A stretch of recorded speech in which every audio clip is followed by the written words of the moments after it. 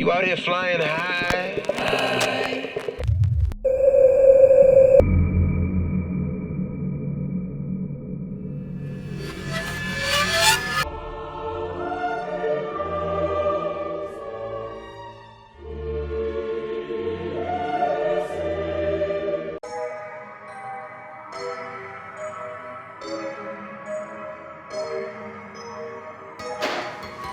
What's up, guys?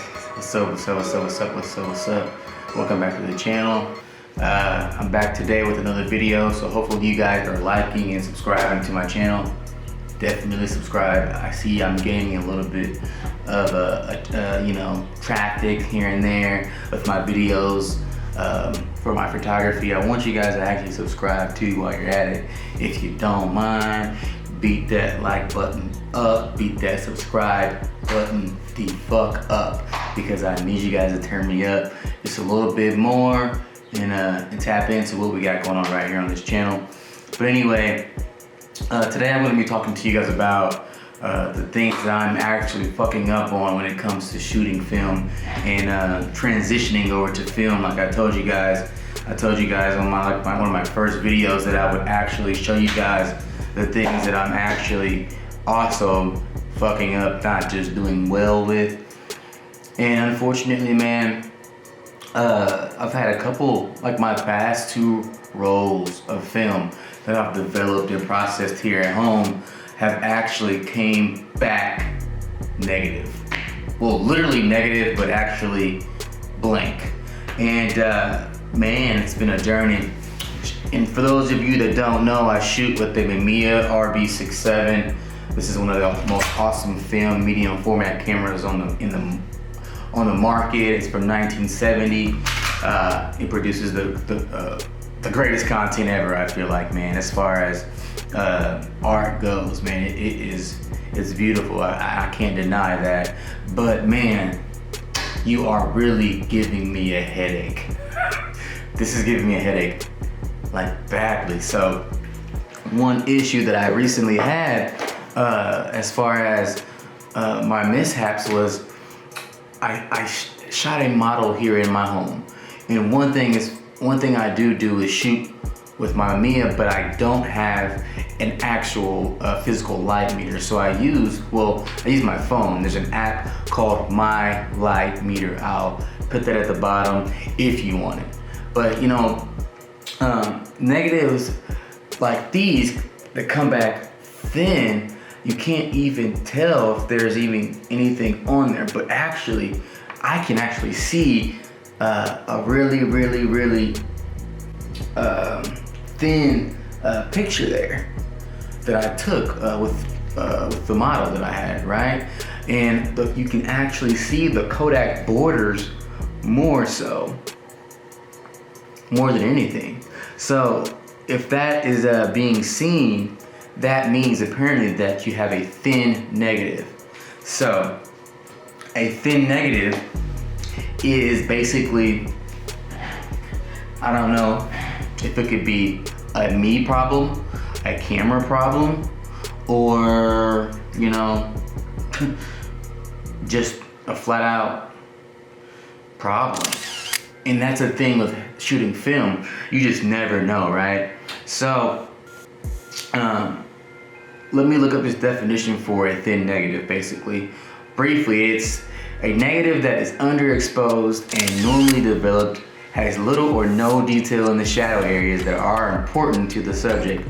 It is described as thin.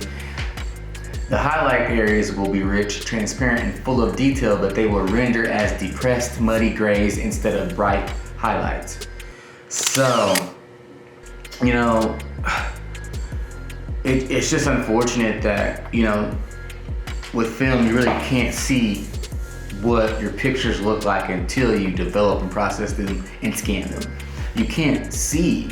And that's also the beauty in creating too, to me, right?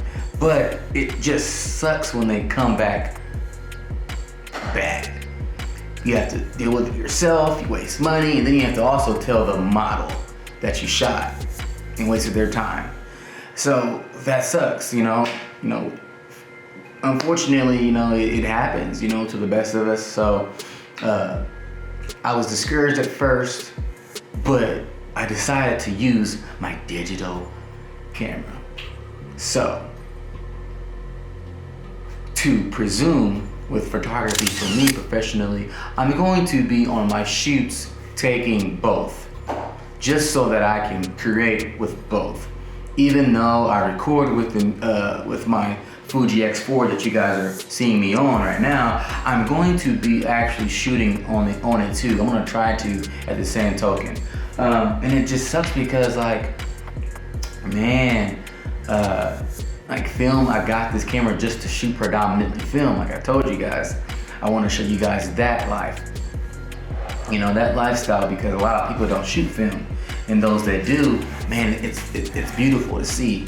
You know, it's a different a feeling when you look at a picture that is shot on medium format, you know, or even 35 millimeter. It's just a different feeling, and I love that feeling. I love that feeling of creating something from scratch, you know, and instead of being able to just take it straight off the SD card. But on the contrary, dude, this SD card that I am using for this Fuji X-E4, it holds some beautiful pictures, boy. So I shot my cousin Erin Lawrence. Erin Lawrence is a model. She models a lot. She's always modeled ever since she was, you know, younger. And she also is an entrepreneurial coach. She can coach you on anything entrepreneurial based. So if you are willing to learn, just hit her up.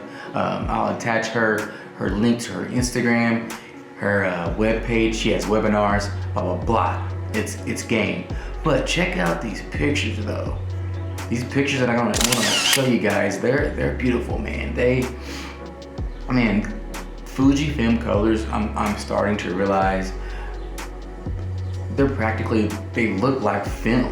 You know, it is a film feeling when I look at these pictures that I'm taking on this Fuji. And these pictures, man, let me know how you guys feel about them, because they really turned out great to me. And it almost looks like some of my friends, they think that I shot film, and I'm like, nah, bro, that was straight out the Fuji, bro. You know. By the way, this is coffee from Starbucks, iced. You know how you can buy those little those Starbucks jugs of coffee at the grocery store? That's all I do. I definitely don't go to Starbucks to cop this, so just know that I'm not a punk ass snagger. But anyway, man, back to what I was saying. This Fuji X-E4 is great, man. I'm really gonna start pressing this issue to really buy Fuji cameras. I used to shoot with the Sony A7R III before I sold it, right? And what I'm realizing right now is that camera was just really the quality of the images that I would have. They were a little bit too sharp. You know, I don't know, I just can't explain it. But I just despise that look now for some reason. I don't know what it is. I don't know if I'm growing in this realm of being a professional photographer, or if I'm just like, you know, picky. I don't know, but from how I'm seeing right now through this lens that I'm shooting through, this boy is one of a kind. This is the best camera I've ever owned in my life, guys. Like the best. I love the waist viewfinder that it has. I don't know if you guys have ever seen one of these, but it has a waist viewfinder to where you can just take pictures from looking down like this. It's beautiful, even though it's inverted to where it's kind of tricky when you're shooting this way. But there's also a flip up thing right here. You know, you can see through it that way too, and it's just beautiful, man. The concept is beautiful. But I do want you guys to know that this camera isn't expensive, man. You guys do need to know that. I think I bought mine for about $1,000 or to $1,100 even off eBay. I think since people are using them and buying them right now, I think their price may be going up. I've seen them even at $1,400 now. Excuse me, online on certain websites, you know. But hey, that's because the quality that it produces it's A1, guys. But anyway, I want to make this video really short because I wanted to tell you guys about my fuck ups. And I want to also show you guys what this actually looks like. The pictures actually ended up looking like. They're terrible. I actually, you know, the interesting part about this is, there are 10 shots in a roll. So out of 10 shots, there were 8 shots that came back like this. And at the end of the roll, the last 2 were perfect. And I don't understand that. So what really was my problem? So for those photographers out there that shoot film, guys, what happened? I'm not discouraged, but what happened? Like, please tell me. It's very interesting. So to say, like, because of the 2 that came out perfectly, and I'll show you guys those images actually on here too, and I'll also show you there was one image that came back pretty bad, but I was able to like kind of tweak it a little bit and give it a look. So I sent that to one of my friends who's a photographer, and he actually liked this picture. He loved this picture. He goes, man, that's actually a look. And to me, I'm really picky, I guess, quote unquote, like I said earlier. I really am, because I thought it was kind of bad, but as I started, looking at it a little bit more, I realized that, man, this is it's film. That's the film look. It looks really good, it came back as good as it could. But overall, man, I want it to be crisp, like the pictures were that I saw that encouraged me to get film. Like the things that caused me to transition over to film are the way that these pictures were looking. So I'm trying to produce pictures like that for you to look at, so that you guys can be encouraged to change your ways, man, and just flip the switch like I did to learn something new, right? But hopefully you guys are getting information out of me. Hopefully you guys are seeing that you can do this too, man, even though things do just go wrong. They do go south a lot. But please, at the end of the day, when you're looking at my videos, just subscribe. Just like and subscribe. I told you guys that I would give the 100th person $100.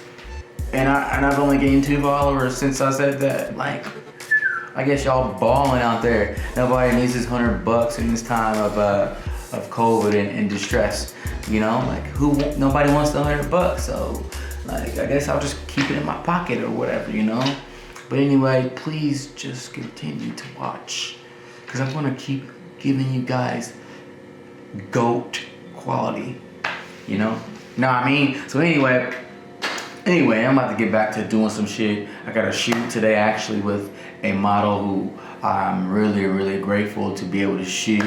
Man, I can't wait to shoot her. And wish me luck, because I'm actually gonna I'm gonna shoot 2 rolls of film on her, but I'm also gonna shoot at least 20 shots of digital too, just so I don't have this thin negative problem again. And just so I don't have a roll come back completely just blank also, because that was the other problem that happened. I developed a roll of film, after my friend shot it, and it just came back blank. So I'm thinking that what his issue was this. He didn't actually, when he took his film out of, the spoiler, he didn't allow his film to be actually rolled up all the way fully yet, to where it stopped. He actually just opened it up at his 10th shot. After shooting his 10th shot, opened it up and it was still exposed. So he exposed his film to light, so that just shredded out the whole film roll. And unfortunately, I didn't know that until I developed and wasted time. So that's one thing I'm trying to monitor, wasting time, and actually focusing extremely on what I'm doing in that moment, so that I don't screw up. So hopefully you guys can understand that I fuck up sometimes, that we all do. But hey, I'm going to keep pressing forward. I'm going to keep making sure I avoid these mistakes the next time. Well, actually, I'm gonna put it in my head that there isn't a next time. Those of you guys who are out there trying to make like perfect content, like, man, yeah, perfect content is perfect content, but you know, it's difficult to get noticed. So I know one thing you can do to get noticed, and one thing I've started to do is tap into Clubhouse. Clubhouse is dope. I actually have been able to talk to professional celebrity photographers, professional photographers. Like I mentioned on my last video that I got to speak and ask questions with Tyler Shields, guys. He told me what I needed to work on. He told me directly my flaws in photography, and that's one thing I'm working on. That is color, and that is post-production. These last few rolls and last few shots that I've had on my digital camera, I've been extremely focused on color and post-production. And I think I found it. I got it now, so thanks, Tyler. It's an honor to be able to talk to you, bro, and actually be able to create value with you when it comes to this life, man. Like as far as shooting photography, like I cannot express my gratitude enough. Like it's amazing that you know, Clubhouse is a thing and it allows you to connect globally. Like it's amazing, guys. So if you don't have Clubhouse, or because of you don't have an iPhone or you know, a format, just get it. Like you gotta get it, bro. You gotta get it, bro. And tap into photography conversations. You know, it's not just Tyler that I spoke with. You know, I even got to speak with Mike Gray. He's an awesome cat, man. He's a black guy that actually is in photography and moved out to LA and is now being mentored by Tyler Shields, you know. So, and he's been able to be noticed just through, you know, moving out to LA. And that's another way to get noticed, you know. Sometimes you gotta go to where it's at, and that's another, it's kind of sad to say, but that was another thing I was told. So I'm really trying to decide if that's really what I have to do also. So who knows, we'll see. But until next time, subscribe, like my videos, get me noticed. I'll give you $100. So y'all know what time it is. Y'all be easy, enjoy your day, be mindful, meditate, and get out there and do something. Create.